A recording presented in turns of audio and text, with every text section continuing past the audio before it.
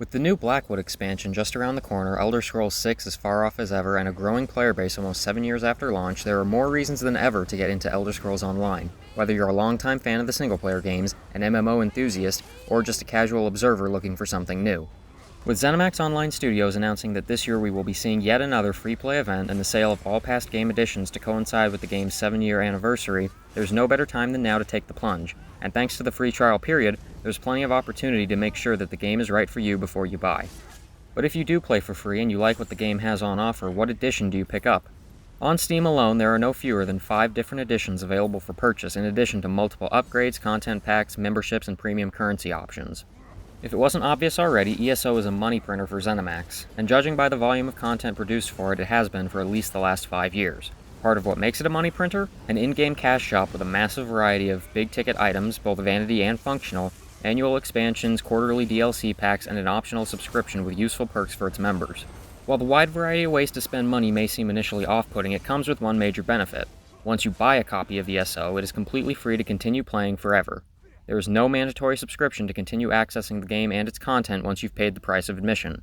Personally, I consider this to be one of ESO's greatest strengths, and also the main reason I actually ended up buying the game myself. If you're like me, you like to own things. In a day and age where ownership is increasingly becoming a foreign concept in favor of subscription and service models, and in a genre of games where monthly subscriptions have been the standard for the better part of 15 years, there's nothing better in my opinion than being able to know that you own and have continued access to something at no additional cost. And yes, the irony of me saying that about an always-online service game attached to Steam's DRM is not lost on me, but that's where things are nowadays and it can't really be helped. The point still stands though. ESO is an MMO where once you've paid the upfront price, you have permanent access to what you paid for. This then raises the question though, what do you pay for? Better yet, what are the various things you can pay for and what do they do? If you don't pay for something now and you decide you want it later, what options are available to you? In this video, I'll be seeking to answer all these questions and more to help you, the prospective new player, figure out which version of the game and what additional content for it is best suited for you. First, I want to be clear. The goal of this guide is to help you permanently get your hands on as much meaningful gameplay content as possible at as little cost to you. This is to say that the assumption I'm operating under is that you, like me, would prefer to own rather than rent or pay a subscription for as much content as you're interested in picking up as possible, and that you're interested in getting the most out of the money that you do put in. What you personally prefer in this regard is important, as the choices available to you are effectively on opposite ends of the spectrum. Because the rest of this video I'll be focusing on buying to own, I will get this bit out of the way now. If your preference is not to own things and you prefer simply to pay a subscription for the time that you plan to actually use it, there are options for you. For Xbox players, ESO is included with Game Pass, and includes the base game and the Morrowind world space. From what I've read, ESO does not appear to be available with Game Pass for PC, and of course PlayStation players don't have access either. So for Xbox players at the very least, the cheapest means of entry is through Game Pass. For PC and PlayStation players, the next cheapest avenue is to simply buy the basic standard edition of the game when it is on sale. The standard non-sale price on Steam is $19.99, while the typical sales discount is 60%, making it $8 US. At the time of this video's upload, the 60% discounted price is what it is going for. Once you have your Game Pass access or a base edition as a subscription user, from here you are able to simply sign up and pay monthly for ESO Plus, which will grant access to all zones and dungeon DLCs, as well as all expansion chapters with the exception of the most recent. At the time of this video's release, this is Greymoor, the Western Skyrim zone. Within the next few months, when Blackwood comes out, Greymoor will be added to ESO Plus, and Blackwood will remain excluded until next year. This isn't likely going to be a problem though, as the sheer volume of content on offer in the base game and zones included with ESO Plus will easily keep you busy until then. Each of the expansions also came with a new major feature at the time, being either new mechanic systems or a new class. Somerset included the jewelry crafting system and skill line, as well as the Psijic Order skill line. Greymoor will include the Antiquities Guild and skill line when it gets added to ESO Plus. Morrowind and elsewhere, however, came with new classes, and access to those classes is not included with ESO Plus.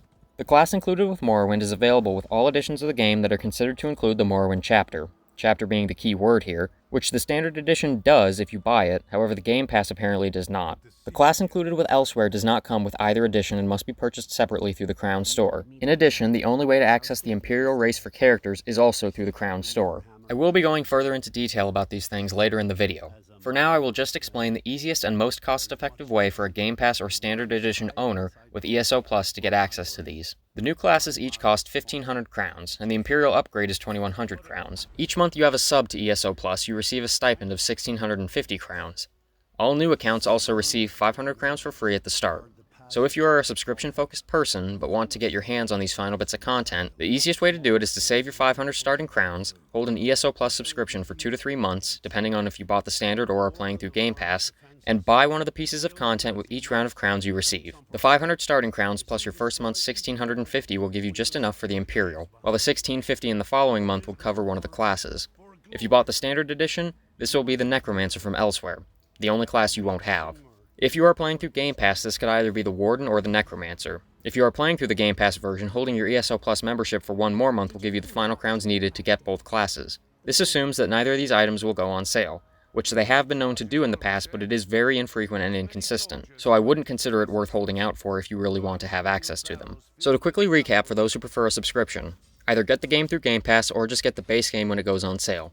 Pay for ESO Plus as you need it, save your 500 starting crowns, and pick up the Imperial race and 1 or 2 of the classes that you need, in whichever order suits you, if you actually want them. If you bought Standard, just buy Necromancer. If you're on Game Pass, buy it and Warden. They are by no means required, but you may feel as though you're missing out by not being able to access them. For the record, I personally advise against doing either of these things. I'll explain more in detail as I go more in depth with the various editions and what they have on offer, but unless you're adamant about being able to access as much as possible while owning as little as possible, there are much better alternatives. Now onto the guide proper. As stated at the start of the video, there are 5 separate editions of the game available for purchase on Steam. You'll need to pick up one of these to access the game, and once you've bought one of them, you'll permanently own and be able to play all included content at no further charge.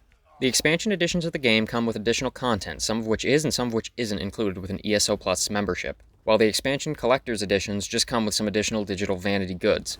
I'll now be outlining the editions and their contents more in depth.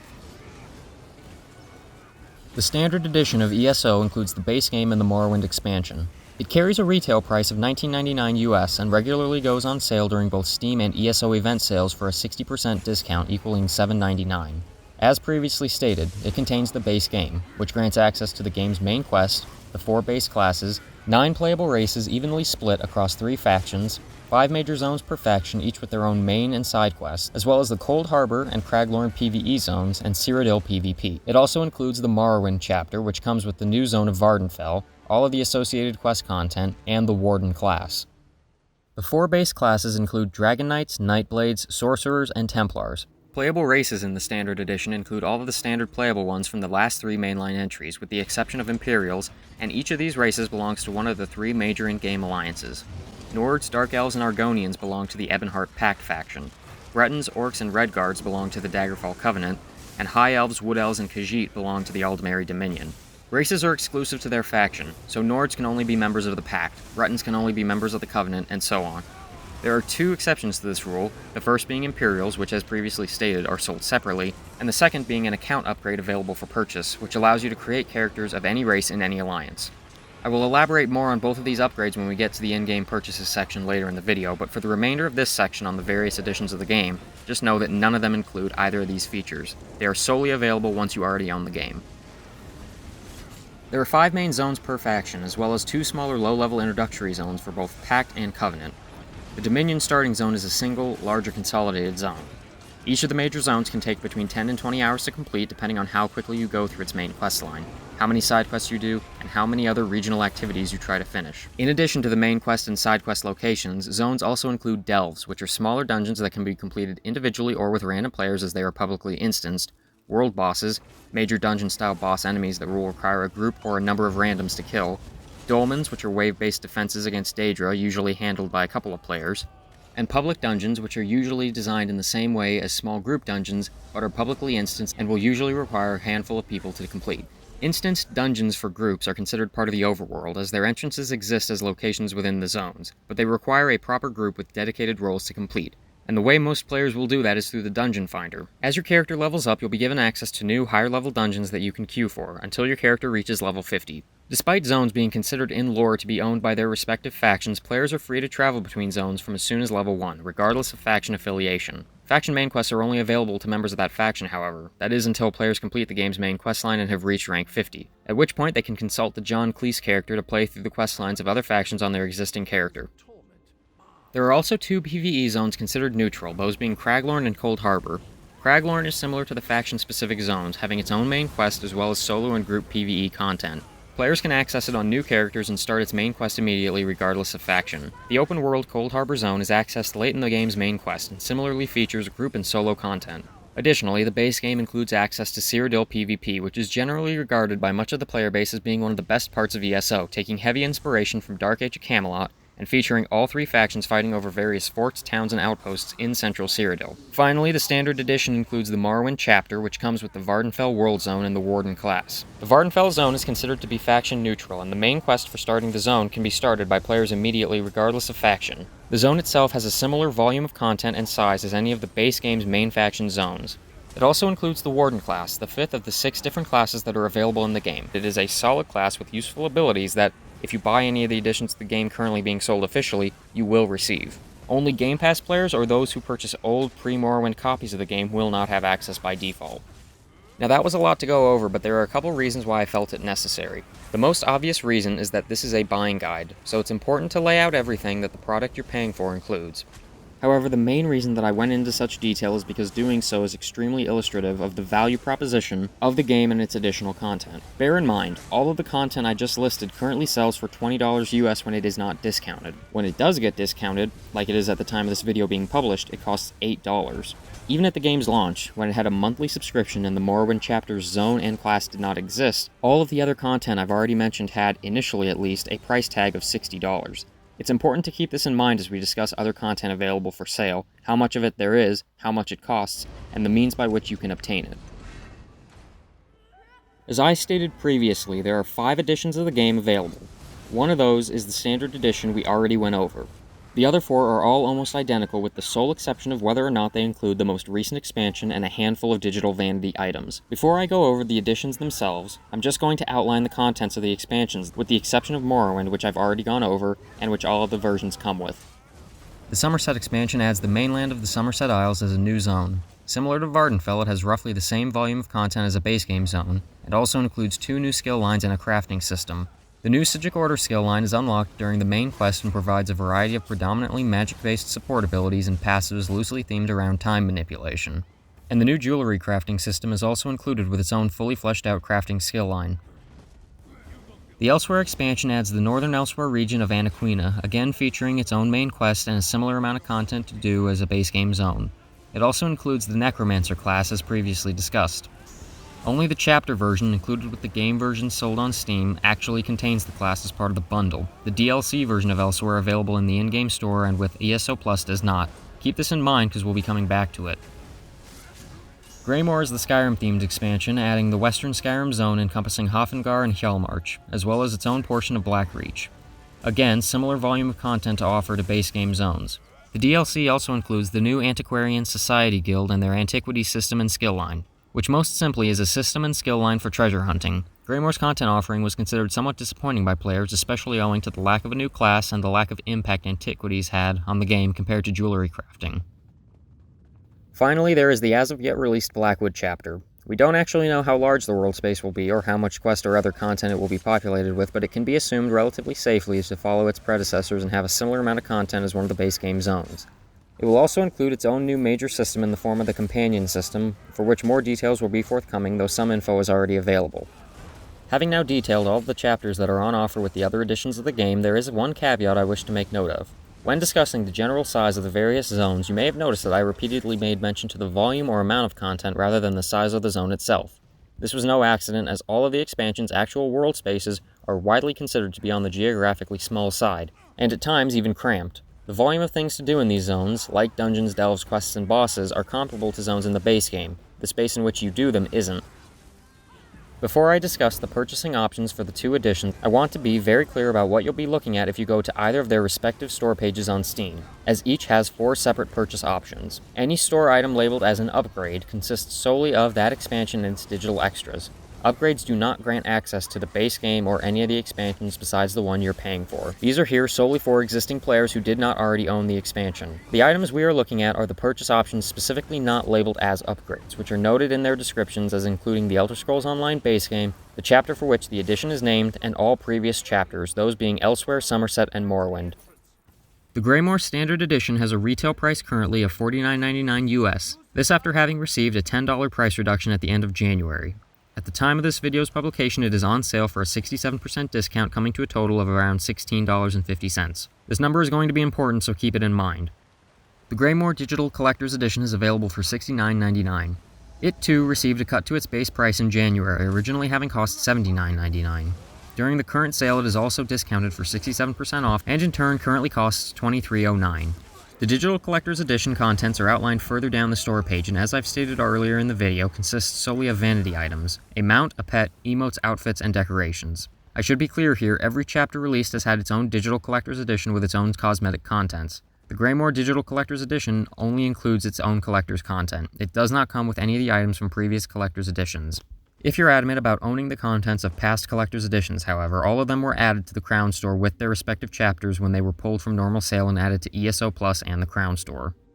Oh yeah, that's probably something I should cover now. Another reason why I'm making this video right now is because this information is extremely time sensitive, and if historical trends are anything to go by, your opportunity to pick up the base game and most of the expansions at these fire sale prices lasts only as long as the current sale does. That's because when the new expansion releases officially and becomes playable, the last expansion is immediately removed from sale on all standard platforms and added to ESO Plus and the Crown Store. If the expansion includes a class, it's split off and sold separately. From that point forward, the only ways to buy an expansion are either through the Crown Store or through the newest bundled edition of the game.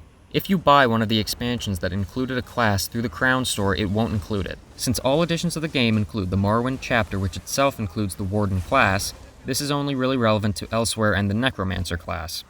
Another reason for me making this guide right now is because I got burned by this last year. I played and enjoyed the game during the free play event during last year's anniversary at the start of April, but didn't pick up the game at the time. After doing some research on editions and making up my mind that I did want to pick up ESO close to the start of the summer, my plan was to get the Elsewhere edition during the Steam summer sale since it included so much content at such a good price, at least going off its April sale discount. Little did I know at the time that the April sale would be the last time Elsewhere would receive any discount, because shortly after Greymore's launch and before the Steam summer sale had actually started, Elsewhere was removed from sale completely, leaving only the full-priced Greymore, which did not receive a discount in the summer sale, as the sole option for picking up ESO and its expansions in a bundle.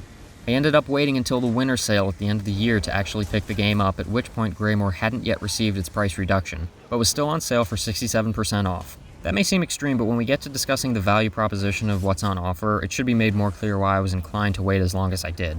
Luckily, if you're watching this guide while the sale is still ongoing, you don't need to wait till the end of the year to get a steal on the game and most of its expansions. You can pick it up right now. The most recent, or more accurately as of yet released edition of the game is Blackwood, which currently retails for $59.99 and includes the base game, all past expansions, and will include access to Blackwood when it launches on June 1st. If you were to buy this edition, you'd get full access to the base game and all expansions immediately. You only have to wait for access to the Blackwood portion itself. Blackwood also has its own Digital Collector's Edition for $79.99, which, like Greymore, includes a handful of vanity items, a mount, a pet, an outfit, an emote, and a decoration. Whether you purchase the Standard Edition or the Digital Collector's Edition, if you do it before launch, you will also receive pre-purchase bonuses, not all of which are strictly vanity items. You get a new mount, which is available immediately, a pet, a loot box, treasure maps, and experience scrolls when the expansion launches. It should be noted that the retail prices for Blackwood being higher are solely due to the fact that it is new and not due to the fact that it contains more content. This pricing model has actually been the standard for ESO chapters as long as they have existed, and their yearly price movements have also been roughly the same. They have a set launch price, usually $40 for the upgrade and $60 for the bundle. They receive a price reduction in the January following their launch, and they are removed from sale in late May or early June to coincide with the next expansion's release. During the times that they are available, they usually receive their first discounts during sales in the late summer following their release, they are discounted again during the Black Friday and Thanksgiving sales, and they generally receive their final sale discounts during the anniversary events in late March or early April before being delisted. Now comes the part you've been waiting the entire video for, that being the recommendations on what to buy. Of the 5 editions on Steam, which should you pick up? And the answer at this point should be obvious, it's the Greymore Standard Edition. I already mentioned earlier I recommend against getting the base game Standard Edition even on sale, and I will stand by that if for no other reason than the Necromancer class. If you buy a version of the game that doesn't include it and decide later on that you want it, the only option you will have to gain access to it is to buy it through the Crown Store for 1,500 crowns, which is going to be roughly worth $15 US. Now bear in mind that there's a few ways you can get those crowns. Remember that you start with 500, so it should be easy as picking up another 1,000 for $10, right? Wrong. Here's why, in addition to recommending you obtain as many Crown Store items as you can outside of the Crown Store itself, I also recommend against buying crowns directly and instead suggest you just get them through ESO Plus. If you look at the purchase options for crowns, they come in bundles of intentional sizes designed to get you to buy more of them than you need. The cheapest option, 750 crowns for $8. The next tier up, $1,500 for $15. Now during the current sale, that tier is on discount and only costs $12, but bear in mind, if you were to buy the base game on sale for $8, and all you wanted to do beyond that was to get the Necromancer, the absolute cheapest you could do it for is an additional $12. So now your total has come up to $20, and all you have to show for it is the standard edition and the Necromancer. That $12 price point for the crowns isn't permanent, by the way. Normally that package costs $15. It's only on discount for the duration of this sale. The same sale in which you can pick up the Greymore Standard Edition and get the base game, all 4 of the expansions up to and including Greymore, both the Warden and the Necromancer, and save your 500 starting crowns for a total of $16.50. Greymore Standard gives you more content for less. There is literally no reason not to pick it up if you like the game enough to buy it in the first place. This is also why I'm adamant about the importance of trying the game while it's free, because if you know for a fact that you like it, there's no reason not to go all in, especially at these prices. The expansions are just more ESO. There's nothing significantly different from the base game in terms of design or offerings. As far as the other expansion editions, being the Greymore Collector's Edition and the Blackwood editions, those are going to come down entirely to whether or not you value the items included with them enough to pay the markup. Or in the case of Blackwood, if you care so much about having the newest expansion when you haven't even touched any of the base game or other expansion or DLC content. At full price, I in no way consider the contents of the digital CEs to be worth an extra $20. Even at its discount, I still don't value Greymore's items enough to pay the extra $6.60. Now in Blackwood's case, you'd also have to consider the pre-order bonuses.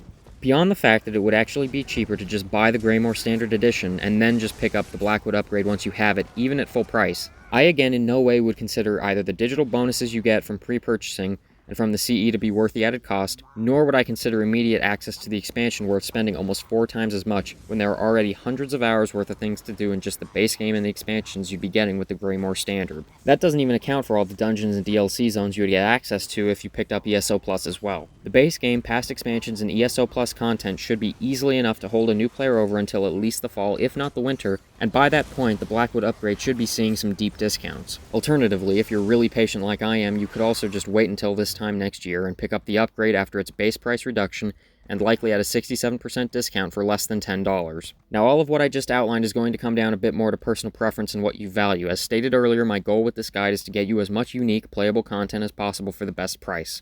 In this regard, I do not consider vanity items to be in any way worth the money, nor do I consider Blackwood, despite being unique content, to be worth picking up right now due to how much it jacks up the price of entry. Now in terms of the broader value proposition, it should be obvious why I recommend Greymore Standard. Even if you really do not care about the expansions and only want the basic Standard Edition and the Necromancer by itself on the Crown Store has a price tag equal to $15.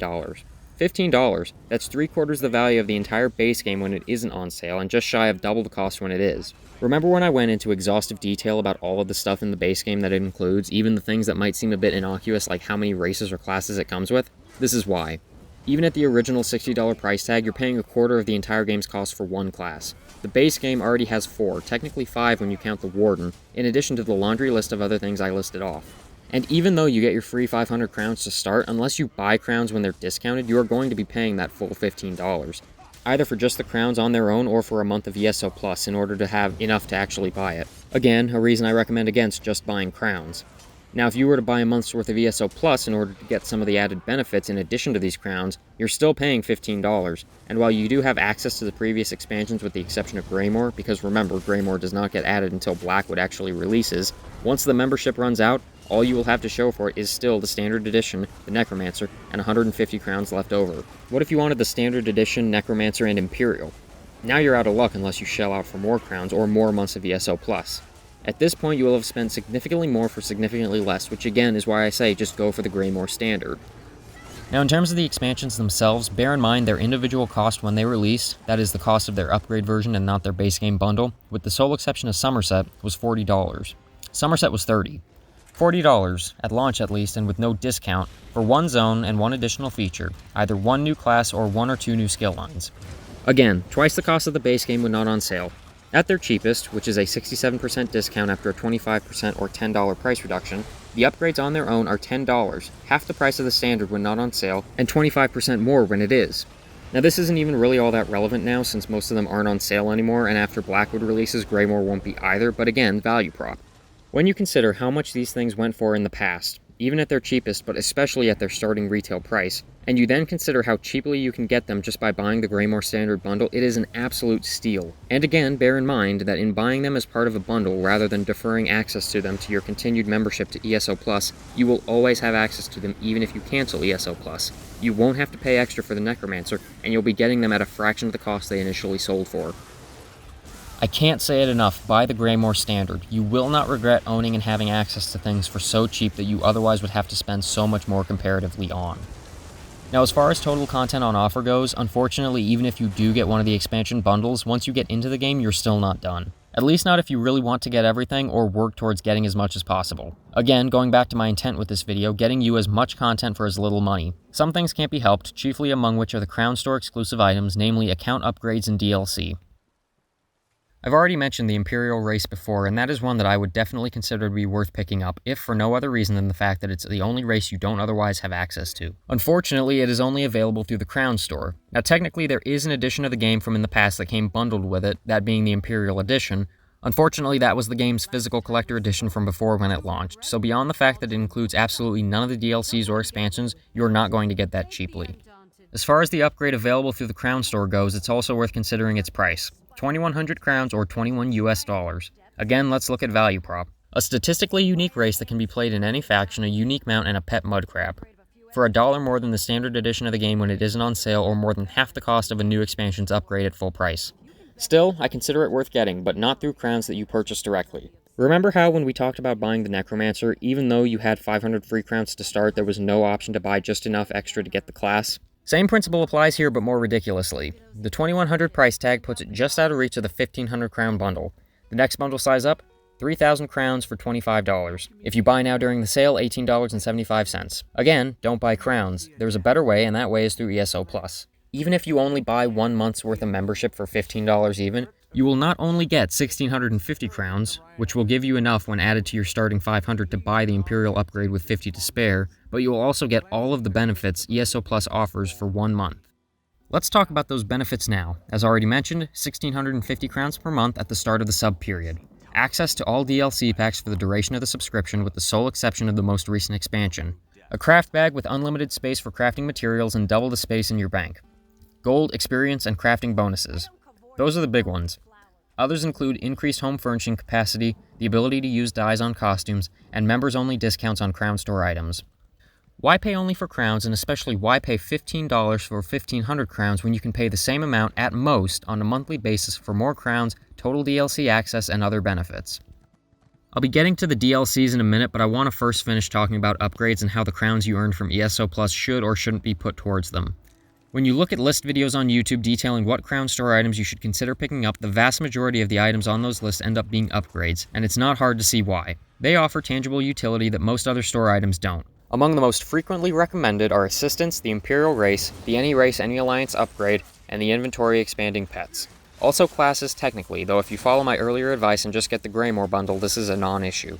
Upgrades are a mixed bag. They're not cheap, but they are undeniably useful for the most part. Assistance, for example. 5,000 crowns each, or $50. The most they've ever been discounted to my knowledge is 20%, so still $40 each. There are 2 types of assistants you can buy, bankers and merchants. Both can be summoned anywhere and at any time except in PvP zones. Bankers let you access your bank, merchants let you sell things. Fairly straightforward. You can buy either humanoids or Alfiques. Both are the same price, both discount for the same amount when they do. The most recent sale on assistants was in January and was only a 15% discount, or 750 crowns off. I'd say these are probably the only things you should really be buying crowns directly for, even if you already have an ESO Plus membership, unless there's absolutely nothing else you want to buy with your stipend and you hold the membership for several months. If you do buy crowns, buy them when they're on sale. They don't always go on sale when the game and its editions do, but they do usually get discounted a few times per year. Increased character slots. These only become useful or necessary once you actually run up against your slot limits. The default character limit if you just buy the standard edition of the game is 8. 8 characters is quite a lot, although if you really wanted to make 1 character for every race in the base game, you'd be short 1. Ownership of the Elsewhere expansion, however, grants 1 additional slot for free. So again, another advantage of picking up the Greymore bundle. You get an extra character slot for free with it. You should only buy new slots when you need them. A key sign that more slots might be warranted is when you have a full 9-character roster and most if not all of them are at least level 50. In terms of purchasing options, should the need arise, if you're playing the game so much that you actually manage to get 9 characters past level 50, odds are you'll have ESO Plus, and will have had it for quite a while, in which case you can just buy new slots as necessary on a monthly basis with your free crowns. Again, I only recommend buying this when the need arises, and the Elsewhere chapter includes an additional slot for free, and it has been known to go on sale. Last year it was discounted for 20% at one point, so if you have crowns in reserve and know for a fact you will eventually need more slots, it might not hurt to pick up one or more if and when it goes on sale again. Inventory pets are something else I see recommended a lot. Personally, despite their uses, I don't know that I see the value.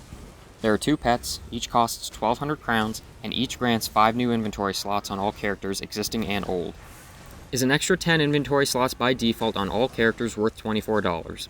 Again, if you have an ESO Plus sub, a stack of monthly crowns, and nothing to spend them on, maybe, if you see the value in it. Similar to increased character slots though, this should not be a priority, as even on the crown store there are other things you should consider buying first. Finally, for upgrades, we have the Any Race, Any Alliance bundle, the main feature of which allows you to create new characters of any race in any alliance. It costs 2,000 crowns, so when it's not on sale it's equal to the cost of the base game when it also isn't on sale. The use cases for this are very specific. Some are gameplay based, others come down to personal preference and what you value. I'll get the gameplay reasoning out of the way first because it's more straightforward. If you have friends that you want to play with in the same alliance in PvP, and you want to be able to make a character of a specific race that is not part of that alliance, this upgrade allows you to do so.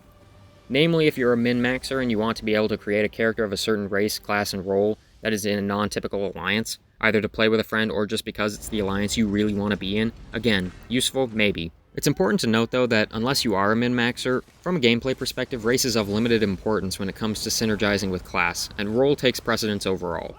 Role is whether you fall into the category of damage dealer, tank, or healer, and it is really only relevant to group or PvE content like dungeons and trials. The key factor determining your role is build, what active and passive skills you have, what weapons and armor sets, and what attribute assignments you are using. Class and race are both secondary here, as the wide range of abilities allow just about any class to perform adequately in almost any role, and the bonuses granted by race, especially outside of flat buffs to attributes, tend to be very generally useful and relatively lesser in impact, especially compared to item set buffs. So again, picking a specific race to go with a specific role is, in most cases, going to only really matter to min-maxers. Even still, you can be a min-maxer and not need to own this upgrade, as groups for dungeons, trials, and overworld PvE content have no alliance restrictions. Alliance is only relevant in PvP, and generally speaking, PvE and PvP builds are going to be different anyway. To that end, it may not even hurt just to have separate characters for PvP and PvE, in which case, again, unless you're adamant about playing as a certain race while belonging to a certain alliance that doesn't normally have them, the easiest solution is just to make a new character of a race already belonging to said alliance. Alternatively, just go for the Imperial race. Imperials have very solid all-round racial bonuses, and as previously stated can be played in any faction. Owing solely to the fact that the Imperial upgrade provides new and unique content, while the Any Race, Any Alliance upgrade just lets you play the races you already own on a different PvP team, if I had to pick between one of them, I would pick the Imperial every time. Now for a non-gameplay reason, if this maybe applies to you. If you're a longtime fan of the mainline Elder Scrolls series, and you have a tendency to always pick the same race regardless of what game you're playing, because you like that race, and here in ESO you either want to play in a faction with your friends, or perhaps even want to be able to play as the same race in all alliances, then if it's worth 2,000 crowns to you, it may be worth getting the Any Race, Any Alliance upgrade. Personally, I don't have a particular affiliation for any one race over another, as I typically just play the dominant race of the province the game is set in. Breton in Daggerfall, Dunmer in Morrowind, Imperial in Oblivion, and Nord in Skyrim. For ESO, most of my characters currently are mules, but the main 3 I currently play, or plan to play in the future, are based off the trailers from like 5 or 6 years ago. Nord Dragon Knight for Pact, Breton Nightblade for Covenant, Altmer Sorcerer for Dominion. Yeah, I'm boring.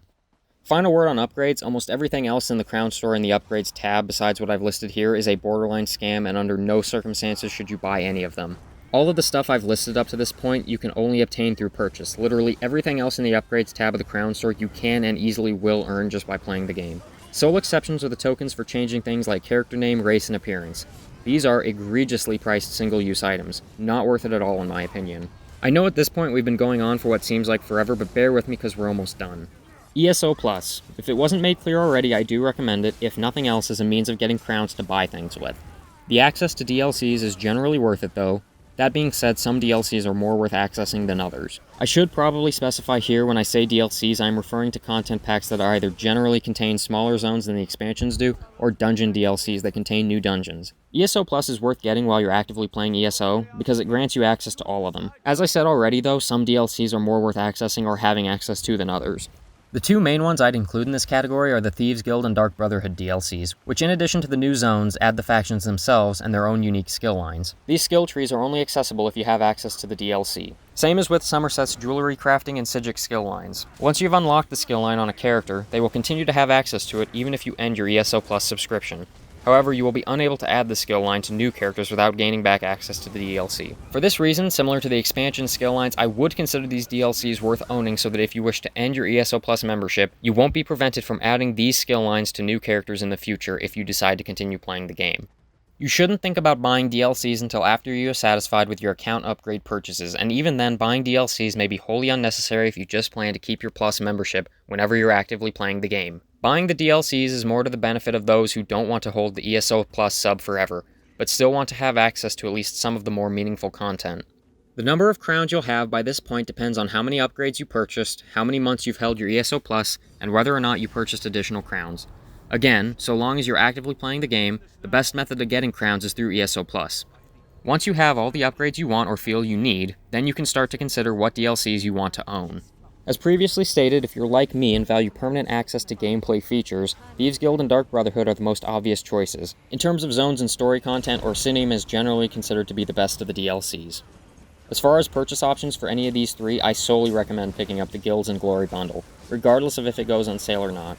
Reason being, its standard price is 4,000 crowns, or $40. The individual price of its contents, not even including the Imperial City, is 7,000 crowns, or $70. Thieves Guild and Brotherhood are both individually 2,000 crowns at full price, and Orsinium is 3,000. It may also go on sale. As recently as last year, it was discounted for 60% off, which is a steal. While $40 at full price at least may seem a bit steep for 3 DLCs, I again suggest looking at the value proposition, what the individual items would cost otherwise, and bearing in mind that, as I said earlier, it can't be helped that some Crown Store items will lean on the more expensive side, but that doesn't mean all of them should be written off completely. In terms of how specifically to go about financing the bundle, once you have everything else you want and know for sure that you want to own these DLCs, either start saving monthly crowns for as long as you still have ESO Plus, or maybe consider picking up a crown pack during a sale if you really don't want to hold a subscription anymore. From there, either pick up the bundle at full price or see about waiting for it to go on sale again. That choice is up to you, and as with other items in the store, there's no guarantee it will discount again anytime soon. In terms of the other DLCs, I would say absolutely not to bother with the dungeon DLCs, as they are not worth the money to own. Other zone DLCs like Clockwork City, Murkmire, Southern Elsewhere, and The Reach are only worth picking up if you're adamant about owning permanent access to all zones, and don't want to hold an ESO Plus sub forever, already have everything else mentioned here, still have stacks of crowns or several months of prepaid Plus membership, and can get them at a deep discount. Zone DLCs are known to sometimes go on sale, but it is rarely consistent, so again, it can't be guaranteed. If you're sitting on so many crowns that you can just buy all of them outright and have nothing else to spend them on, only then would I maybe suggest going for it. So, to briefly recap everything one last time. Play the game for free before you buy to make sure you like it. Avoid all editions on Steam except the Greymore Standard Edition, which comes with the most content at the lowest price, grants access to all of it permanently, and spares you having to buy the Necromancer class individually at an absurd markup. Save your 500 free crowns to put toward valuable account upgrades like the Imperial Race, and use ESO Plus as a way of getting crowns instead of buying them. Only buy crown packs if absolutely necessary to pay for a large purchase, or to pay for more purchases than you are willing to hold an ESO Plus sub long enough to have enough crowns for. Wait to buy in-game DLC last. Avoid dungeon DLCs completely. If you want the guilds or Orsinium, only buy them through the Guilds and Glory bundle. Try to get the bundle when it's on sale, only buy other zone DLCs when they are on sale. And that's everything you need to know about getting the best bang for your buck on ESO, both during this sale and in the future. If you've managed to make it this far into the video, I want to commend you for your patience and attention span, and I hope this guide will prove helpful to you if you decide to pick up ESO and some of its extras.